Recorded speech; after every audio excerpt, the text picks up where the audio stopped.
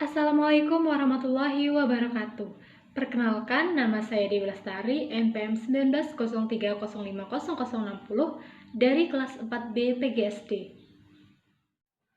Nah, pada pertemuan kali ini saya akan membahas tentang evaluasi pembelajaran. Mari kita simak. Adapun pokok pembahasan yang akan saya bahas, yang pertama, definisi evaluasi pembelajaran, yang kedua, perlunya evaluasi dalam pembelajaran, yang ketiga, 3 ranah dalam taksonomi Bloom, dan yang keempat, penilaian di masa pandemi.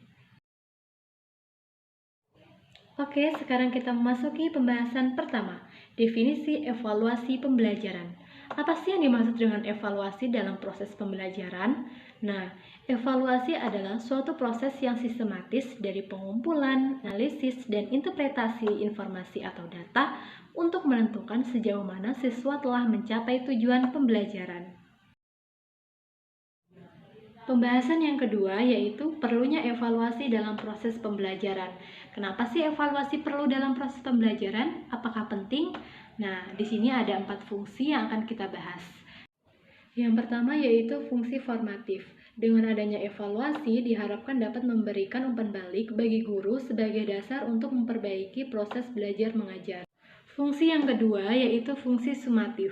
Dengan adanya evaluasi, diharapkan pendidik dapat mengetahui tingkat penguasaan siswa terhadap materi pembelajaran, menentukan nilai untuk keputusan kenaikan kelas, dan meningkatkan motivasi belajar bagi peserta didik. Fungsi yang ketiga yaitu fungsi diagnostik. Maksudnya yaitu untuk mengetahui latar belakang siswa, mulai dari psikologis, fisik, dan lingkungan, untuk mengetahui peserta didik yang kesulitan dalam proses pembelajaran. Fungsi yang keempat yaitu fungsi seleksi dan penempatan. Nah, di sini evaluasi dapat dijadikan sebagai dasar untuk menyeleksi dan menempatkan siswa sesuai dengan minat dan kemampuannya masing-masing. Pembahasan yang ketiga yaitu 3 ranah taksonomi Bloom dalam pendidikan. Yang pertama, ranah kognitif. Nah, dalam ranah kognitif mencakup ingatan atau pengenalan terhadap fakta-fakta tertentu. Nah, dalam ranah kognitif lebih banyak melibatkan pada kemampuan berpikir. Yang kedua yaitu ranah afektif. Di dalam ranah afektif lebih banyak berhubungan dengan perasaan, emosi, sistem nilai, dan sikap hati.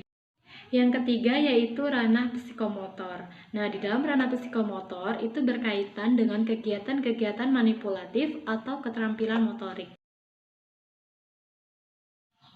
Nah, seorang guru dapat menjalankan evaluasi sesuai dengan proses pada taksonomi Bloom dengan cara yaitu yang pertama ranah kognitif atau penilaian pengetahuan.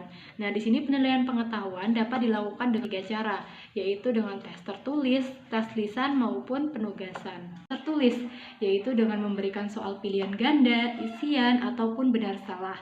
Yang kedua yaitu dengan cara tes lisan, memberi pertanyaan atau kuis ataupun perintah. Nah, yang ketiga yaitu memberikan penugasan kepada siswa.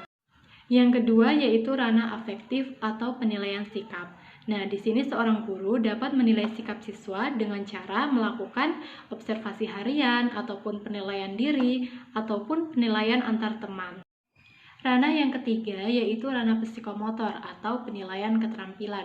Nah, di sini seorang guru dapat menilai keterampilan siswa dengan cara yaitu menggunakan penilaian kinerja ataupun penilaian produk ataupun penilaian proyek ataupun dapat menggunakan penilaian portofolio untuk mengetahui keterampilan siswa. Pembahasan yang keempat yaitu penilaian di masa pandemi. Bagaimana sih penilaian dilakukan secara pandemi? Kan belajarnya secara daring. Terus, bagaimana cara menilai sikap siswa? Bagaimana cara menilai pengetahuan siswa? Bagaimana cara menilai keterampilan siswa? Nah, mari kita simak bersama-sama. Nah, di sini seorang guru dapat mencocokkan antara kompetensi inti, kompetensi dasar, maupun indikator yang akan dicapai siswa. Contohnya yaitu penilaian sikap. Penilaian sikap dapat dilakukan dengan cara memberikan lembar observasi harian.